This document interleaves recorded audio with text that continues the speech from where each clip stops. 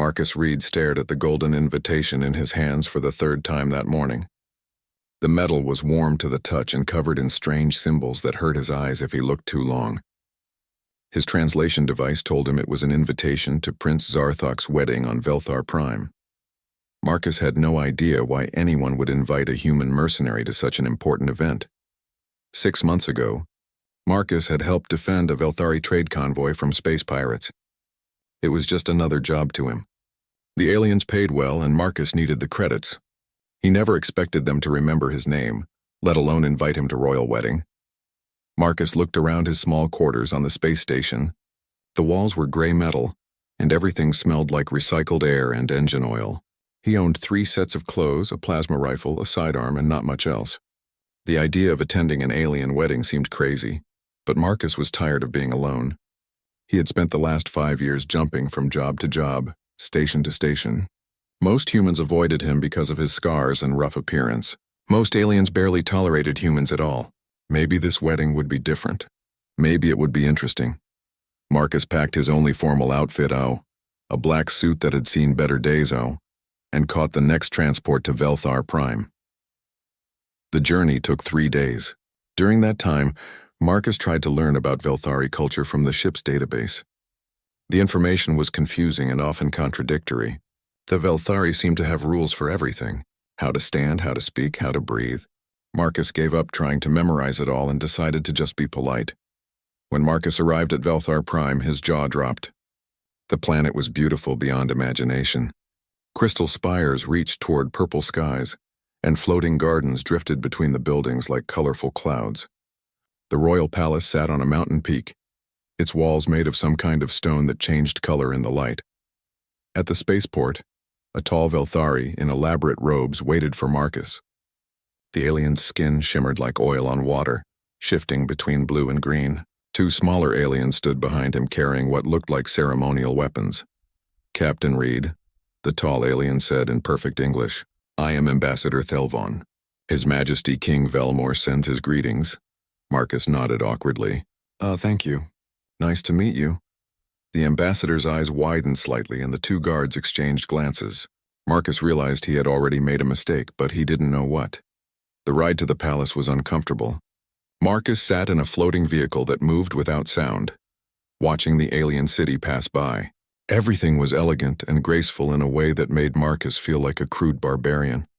At the palace, Ambassador Thelvon led Marcus through corridors filled with art and music that seemed to come from the walls themselves.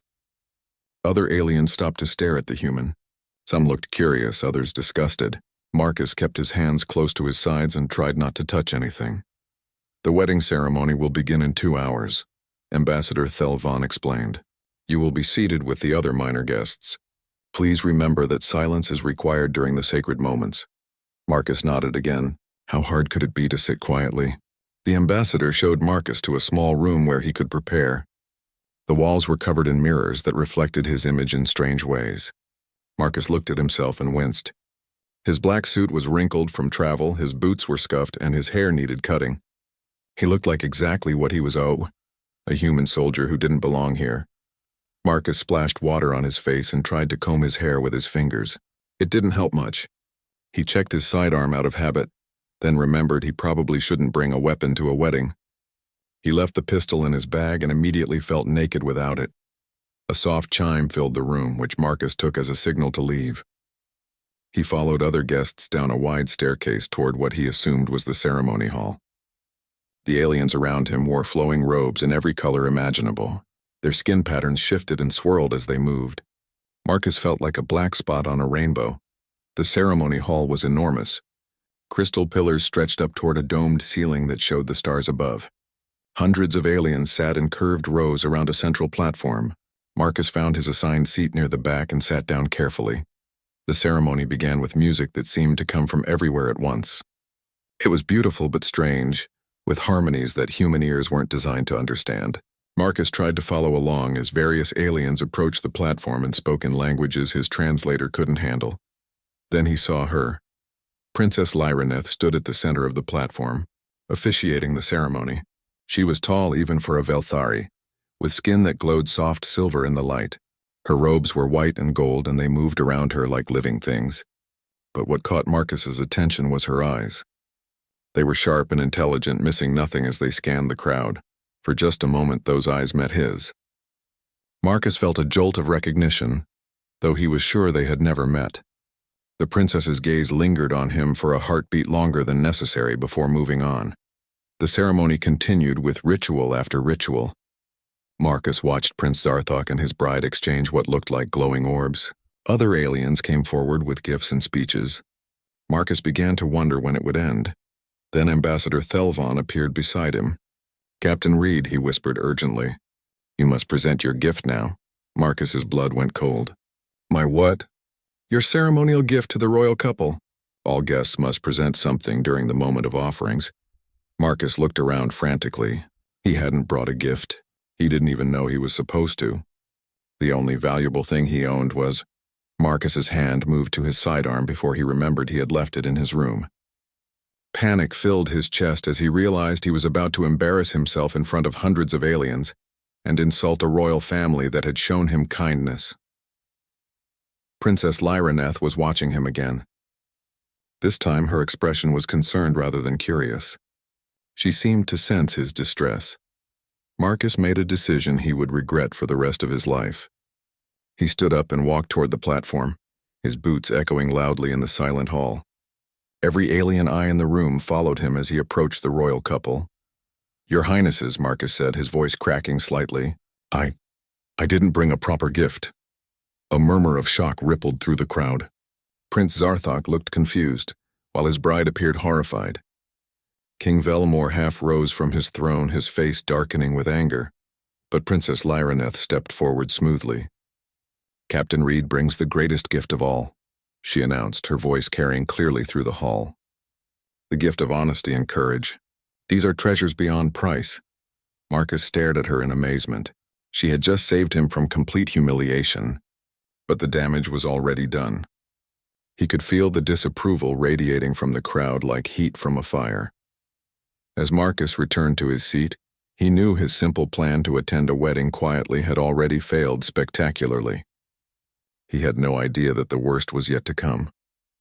The ceremony continued, but Marcus barely paid attention. He was too busy thinking about Princess Lyraneth and wondering why she had helped him. He was also trying to figure out how to apologize for his cultural ignorance without making things worse. As the sun set through the crystal dome above, Marcus realized that this alien wedding was going to change his life in ways he couldn't imagine. He just wished he knew whether that change would be for better or worse. The ceremony had been going well until Marcus made his second mistake of the evening. After the gift-giving incident, he thought things couldn't get worse. He was wrong. The problem started when Ambassador Thelvon approached him again during what seemed like a break in the proceedings. The other guests were standing and talking quietly among themselves, so Marcus assumed it was safe to relax.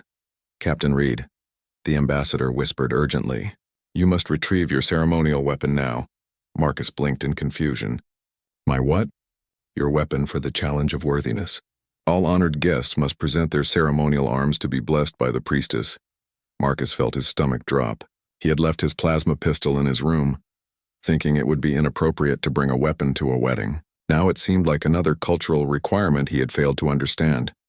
I left it in my quarters," Marcus admitted. Ambassador Thelvon's skin shifted to a pale yellow color that Marcus was learning meant distress. "You must retrieve it immediately. The challenge begins soon." Marcus hurried back to his room, his mind racing. What exactly was this challenge of worthiness? His research on Velthari culture hadn't mentioned anything about weapons at weddings. He grabbed his plasma pistol and rushed back to the ceremony hall. When he returned, the atmosphere had changed completely. The lights had dimmed, and the aliens were arranged in a large circle around the central platform. Prince Zarthok stood in the center, looking nervous but determined. Across from him stood a massive Velthari warrior in black armor. "The challenge of worthiness begins," Princess Lyraneth announced from her position as officiant.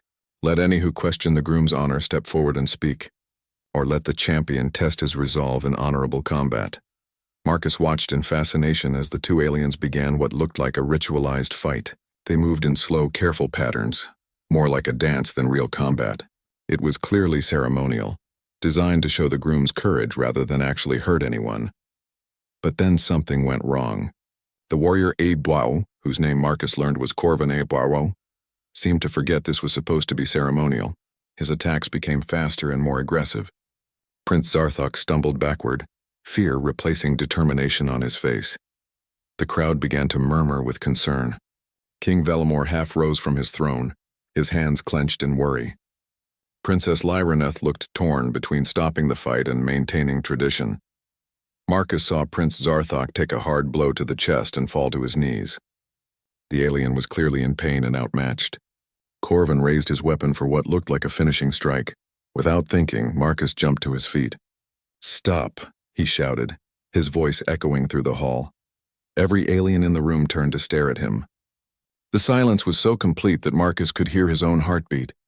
He had just interrupted a sacred ceremony, but he couldn't stand by and watch someone get hurt. I volunteer to fight in his place," Marcus said, not really understanding what he was doing. "If that's allowed." The crowd erupted in shocked whispers. King Velar stood up fully now, his face a mask of disbelief. Princess Lyraneth's eyes were wide with something that might have been horror or admiration.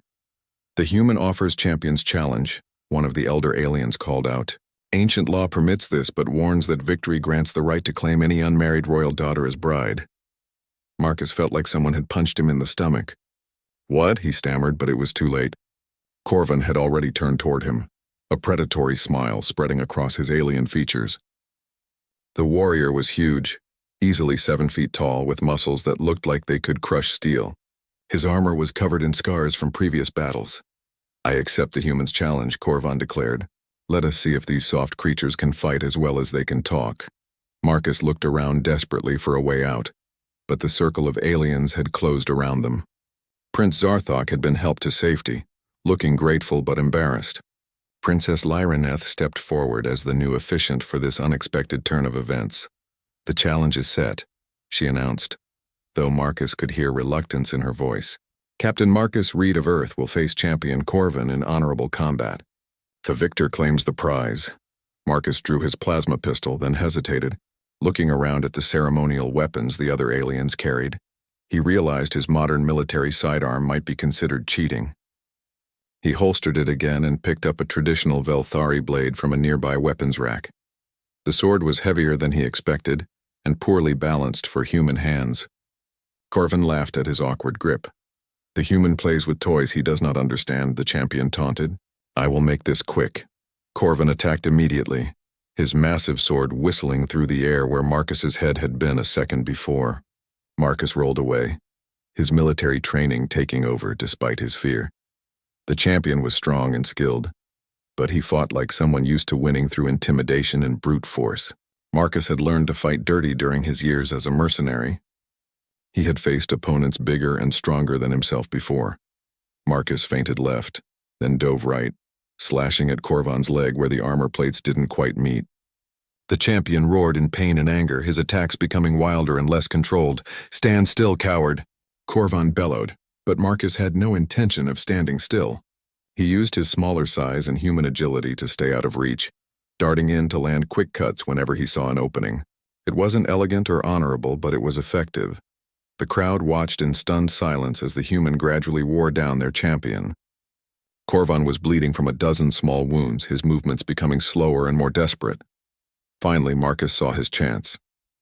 As Corvin raised his sword for an overhead strike, Marcus ducked under his guard and drove his blade into a gap in the alien's armor. It wasn't a killing blow, but it was enough to make the champion drop his weapon and fall to one knee. "Yield," Marcus panted, holding his sword to Corvin's throat. "I don't want to hurt you more than I have to." Corvin stared up at him with something like respect in his eyes. "I yield to the human champion," he said loudly enough for the entire hall to hear. The silence that followed was deafening. Marcus stood over the defeated champion, suddenly aware that hundreds of alien eyes were staring at him. He had won, but he didn't understand what that meant. Princess Lyraneth approached slowly, her face pale with shock. "By ancient law and sacred tradition," she said in a voice that carried despite its quietness, "Captain Marcus Reed has won the right to claim the hand of any unmarried royal daughter in marriage." Marcus felt the blood drain from his face. "I'm sorry, what?" You have won me, Princess Lyraneth said simply. I am the only unmarried daughter of King Velmor. By defeating the champion in ceremonial combat during a royal wedding, you have earned the right to be my husband. Marcus looked around desperately for someone to tell him this was all a mistake or a misunderstanding. But the solemn faces staring back at him told him everything he needed to know. He had accidentally challenged an alien warrior to combat and won the hand of a princess he had never spoken to. But I was just trying to help Prince Zarthok. Marcus protested weakly. Your motivations are noble, King Velmor said, stepping down from his throne. But the law is clear. You have won fairly. And by our sacred traditions you are now betrothed to my daughter. Princess Lyraneth stepped closer to Marcus. Up close he could see that her hands were shaking slightly, though her voice remained steady. Do you accept this honor, Captain Reed? She asked formally. Marcus looked into her silver eyes and saw a mixture of fear, resignation, and something that might have been curiosity. She was beautiful and intelligent, but she was also an alien princess who probably had about as much interest in marrying a human mercenary as he had in becoming royalty. Marcus started, then stopped. He could feel the weight of tradition and expectation pressing down on him from all sides. If he refused, he would insult not just Princess Lyraneth, but her entire family and culture. I accept, Marcus heard himself say, the words feeling strange in his mouth. Princess Lyraneth nodded once, a gesture that somehow managed to be both graceful and resigned. Then we are betrothed, she said simply. As the crowd erupted into shocked conversation, Marcus realized that attending an alien wedding as a simple guest had somehow turned into becoming an alien groom. He looked at his new fiancés and wondered what he had gotten himself into. Princess Lyraneth seemed to be wondering the same thing. The morning after the disastrous wedding ceremony, Marcus woke up in quarters fit for a prince. The bed was large enough for 6 humans, and the walls were covered in tapestries that seemed to move when he wasn't looking directly at them. For a moment he hoped the previous night had been a strange dream. Then he saw the formal engagement announcement on the communication panel beside his bed, written in both Velthari script and English. The reality hit him like a punch to the stomach. He was engaged to an alien princess he barely knew, and apparently the entire galaxy was talking about it. A soft chime announced a visitor. Marcus wrapped a robe around himself and opened the door to find Ambassador Thelvon waiting outside, looking like he hadn't slept. Captain Reed, the ambassador said wearily. His Majesty requests your presence in the private dining hall. Princess Lyraneth is waiting. Marcus dressed quickly in clothes that had been provided for him, expensive fabric that felt strange against his skin. As he followed the ambassador through the palace corridors, he noticed that the servants and guards looked at him differently now. Some seemed curious, others worried, and a few appeared openly hostile. The private dining hall was smaller than the grand spaces Marcus had seen the night before, but it was still larger than his quarters back on the space station. Princess Lyraneth sat at one end of a long table, wearing simple blue robes that somehow made her look even more elegant than her ceremonial outfit. She looked up as Marcus entered, and he saw exhaustion in her silver eyes. She had probably slept as poorly as he had. Captain Reed, she said formally. Please sit. We have much to discuss. Marcus took a seat across from her, noting that the table was set for 2. Whatever this conversation was going to be, they would have it alone. First, Princess Lyraneth said without preamble, I want you to know that I hold no anger toward you for last night's events. You acted to protect someone you thought was in danger. That speaks well of your character. Marcus felt some of the tension leave his shoulders. Thank you, Your Highness. I'm sorry for the confusion. I really didn't understand what I was doing. Please call me Lyra. If we are to be married, we should use our names. She paused, then added quietly, and I believe you. Your ignorance of our customs was obvious to everyone present. They ate in silence for a few moments. The food was strange but not unpleasant, or fruits that tasted like music and bread that seemed to glow with its own light. Marcus tried not to think about what might be in it. Can I ask you something? Marcus said finally. Of course. Are you okay with this? The engagement, I mean. Because if you're not, maybe we can find a way out of it. Lyra set down her eating utensil and looked at him thoughtfully. That is a complicated question, Marcus. May I call you Marcus? Please do. The truth is, I am not entirely opposed to the idea of marriage. I am 27 years old by your counting, and I have been expected to marry for political reasons since I was 16. At least you defeated Corvin honestly, which is more than I can say for most of my previous suitors. Marcus nearly choked on his drink. Previous suitors? Lyra's expression grew darker. 3 princes from neighboring systems, 2 military commanders, and 1 trade baron have all requested my hand in the past 5 years. Each time my father has required them to face Corvin in the challenge of worthiness. None of them even tried to fight fairly. They used poison, sabotage, or outright bribery. And Corvin let them win. Corvin may be many things, but he is not corrupt. He defeated them all easily. Lyra smiled slightly. He was quite surprised when you actually hurt him.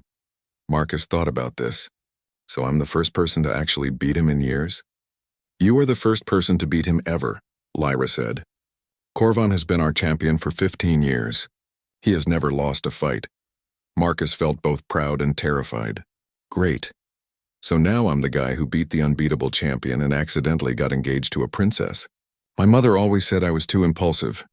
To his surprise, Lyra laughed. It was a musical sound that seemed to make the room brighter. Your mother sounds wise. Tell me about your family. Marcus's good mood faded quickly. There's not much to tell. My parents died when I was 16. Mining accident on Europa. I've been on my own ever since.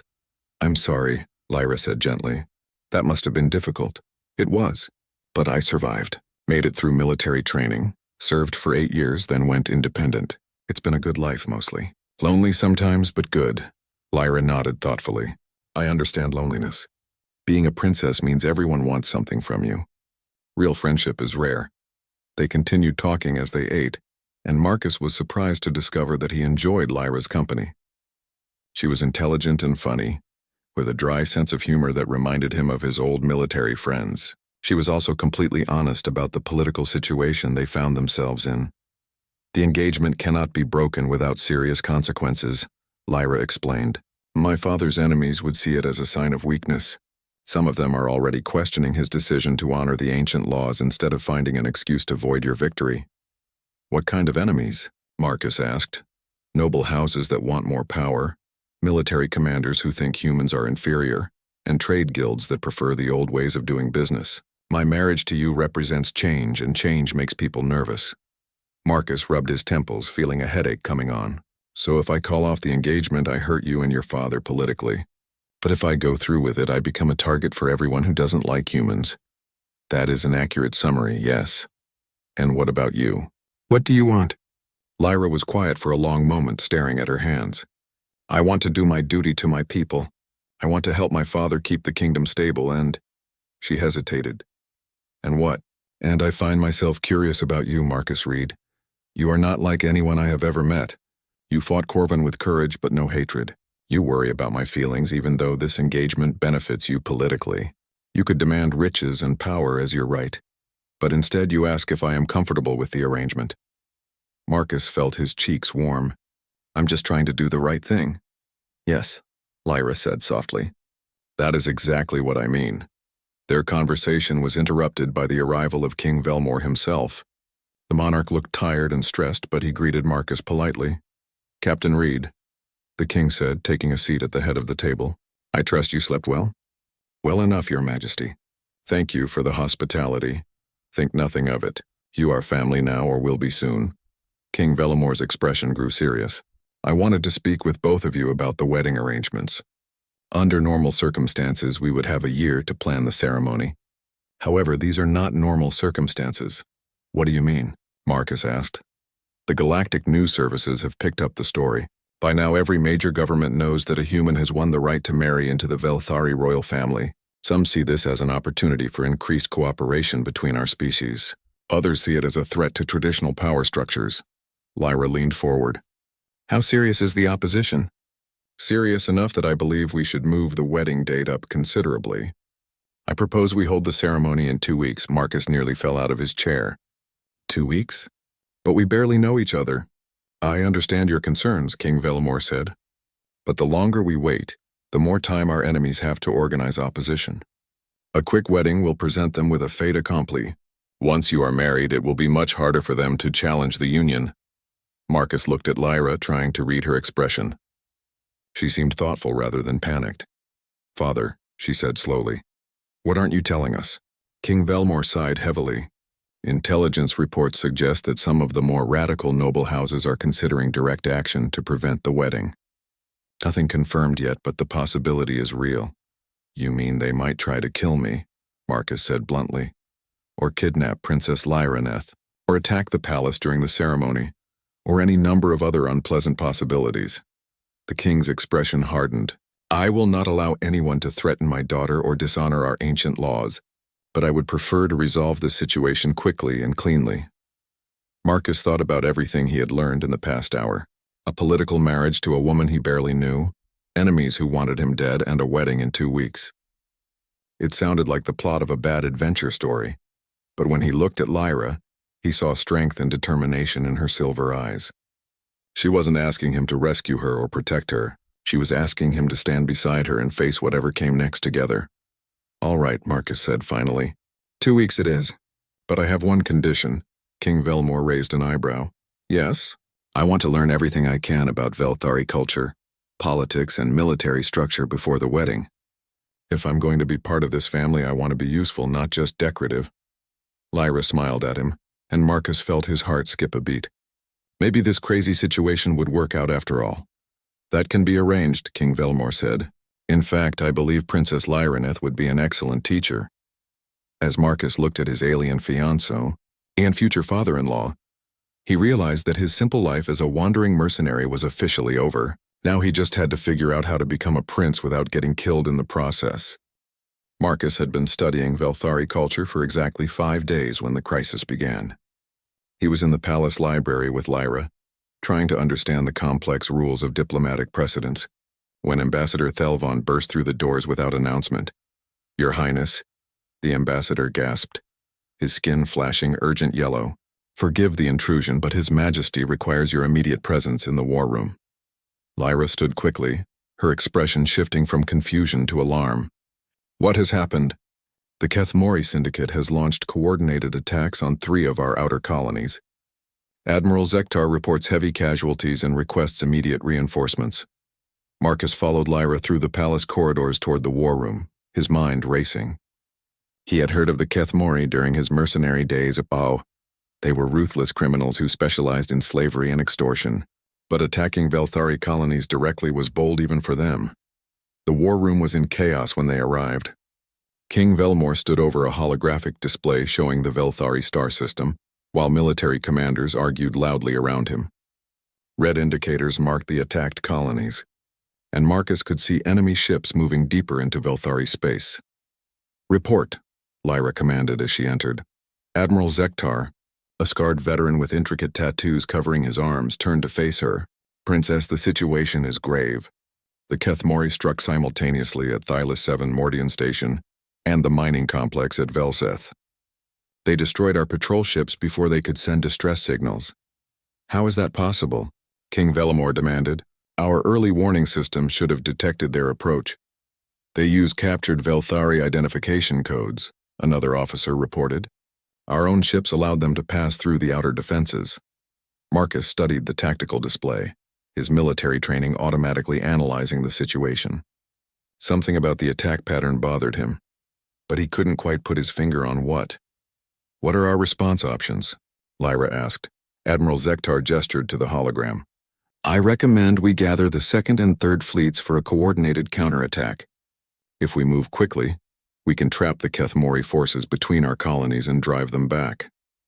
Several other commanders nodded in agreement, but Marcus frowned. The plan sounded reasonable, but it felt wrong somehow. "Your Highness," Marcus said quietly to Lyra, "may I speak with you privately for a moment?" Lyra glanced at him in surprise, then nodded. They stepped to a corner of the room where the others couldn't hear them. "What is it?" she whispered. "This attack doesn't make sense," Marcus said. "The Kethmori are criminals, not military strategists. Why would they risk everything on a direct assault against a superior force?" "What do you mean?" Marcus pointed to the display. "Look at the pattern. They hit 3 targets simultaneously, but they're not trying to hold any of them. They're just causing damage and moving on. It's like they want your fleet to come after them." Lyra's eyes widened as she understood. "A trap. That's what I'm thinking." "But what kind of trap?" Before Lyra could answer, another alarm began blaring. A new group of red indicators appeared on the display much closer to Velthar Prime. "Second wave incoming," a technician shouted. Multiple ships dropping out of hyperspace near the fourth moon. The war room erupted in panic. The Kethmori had somehow gotten past the outer defenses and were attacking the capital system directly. Marcus watched the chaos around him and felt a familiar calm settle over his mind. He had been in desperate situations before. "Admiral," King Velmor called out, his voice cutting through the noise. "Orders?" Admiral Zektar stared at the display in shock. We need to recall the home fleet immediately. Establish a defensive perimeter around the planet." "That's what they want," Marcus said, loud enough for everyone to hear. The room went quiet as all eyes turned to him. Marcus realized he had just interrupted a military briefing with alien officers who probably didn't appreciate advice from a human mercenary. "Explain," King Velmor said simply. Marcus took a breath and stepped forward. "The first attacks were bait to draw your fleets away from the capital. Now they're hitting you here while your forces are scattered. If you pull back into a defensive position, you'll be fighting on their terms. And what would you suggest instead?" Admiral Zektar asked, his tone suggesting he didn't really want to hear the answer. "Hit them first," Marcus said. "Don't wait for them to get organized. Use small, fast ships to harass their formations. Make them chase you instead of letting them dictate the battle." "That is not how the Velthari military operates," another commander objected. "We fight with honor and discipline, not guerrilla tactics." "Honor won't help much if you're dead," Marcus replied bluntly. The room erupted in angry voices as the officers debated Marcus's suggestion. King Velmor raised his hand for silence, but before he could speak, Lyra stepped forward. "I will lead a squadron of fast attack ships to implement Captain Reed's strategy," she announced. The room went dead silent. Even King Velmor looked shocked. "Lyra," her father said carefully, "you are not a military commander." "No, but I am a trained pilot, and I understand tactics. More importantly, I trust Captain Reed's judgment." She turned to face the assembled officers. "Who will volunteer to join me?" For a moment, no one moved. Then a young Velthari officer stepped forward. "Lieutenant Mordan volunteers." "Your Highness." "As does Lieutenant Yelsoth," another officer added.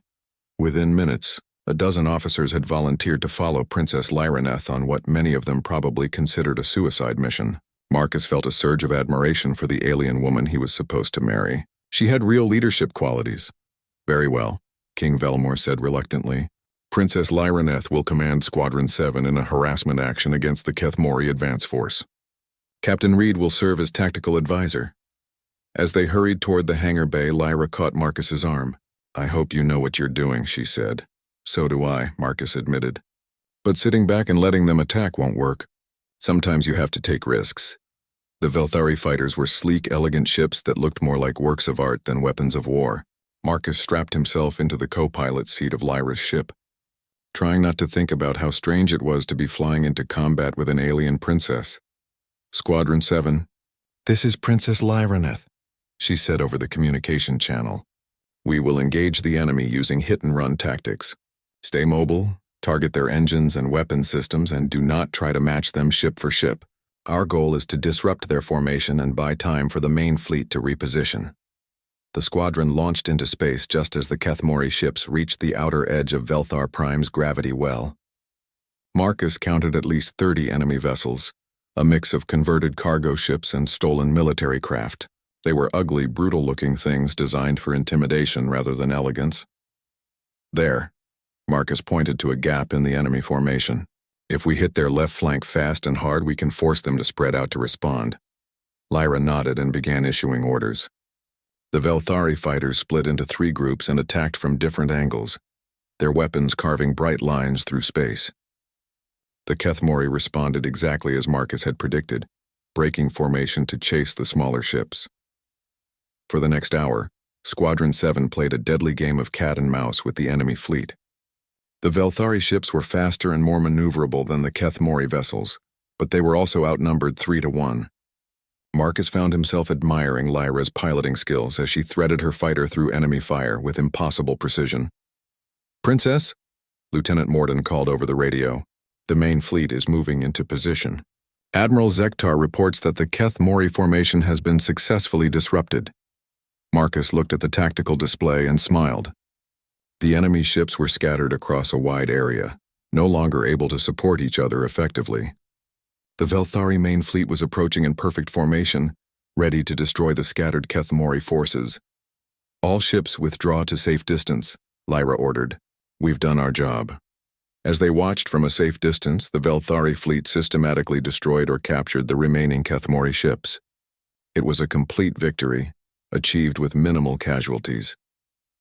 Back in the hangar bay, Marcus was surprised to find Admiral Zektar waiting for them. The old warrior's expression was unreadable as he approached. "Captain Reed," the Admiral said formally, "your tactical advice was effective." "Thank you, sir." "Do not thank me yet," Admiral Zektar continued. "Your methods are unorthodox and go against our military traditions. However, they saved lives today. I am told you will soon be part of the royal family." "That's the plan, sir." The Admiral studied him for a long moment. "Then perhaps it is time for our military to learn some new traditions. Would you be willing to share more of your tactical knowledge with our officer corps?"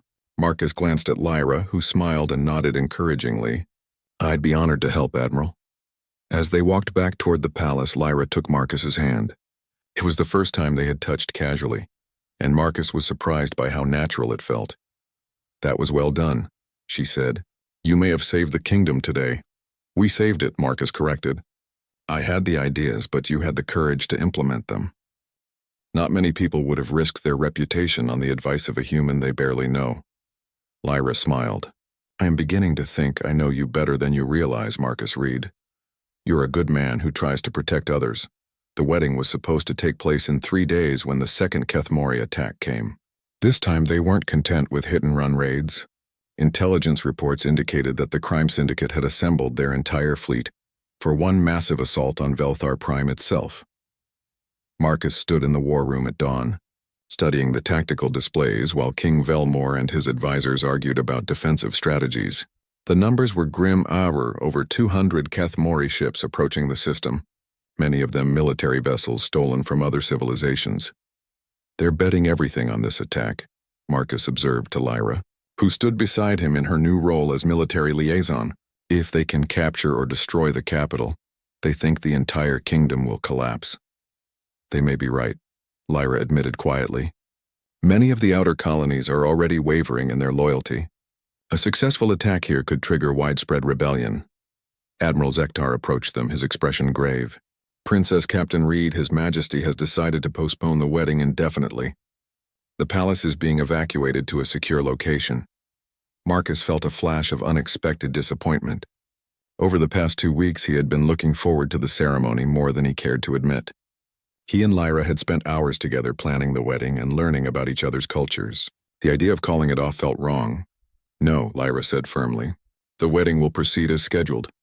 Admiral Zektar blinked in surprise. "Your Highness, that would be extremely dangerous. The Kethmori fleet will arrive within hours.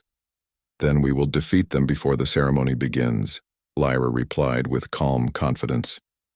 Marcus stared at his alien fiancée in admiration. She had grown from a sheltered princess into a true military leader over the past 2 weeks. Her confidence was infectious, and he could see hope returning to the faces of the officers around them. "What do you propose?" King Velmore asked as he joined their group. Lyra gestured to the tactical display. "The Kethmori are approaching in one massive formation, probably hoping to overwhelm our defenses through sheer numbers, but that also makes them predictable." "Go on," the king encouraged. "Marcus has been teaching our pilots new tactics," Lyra continued.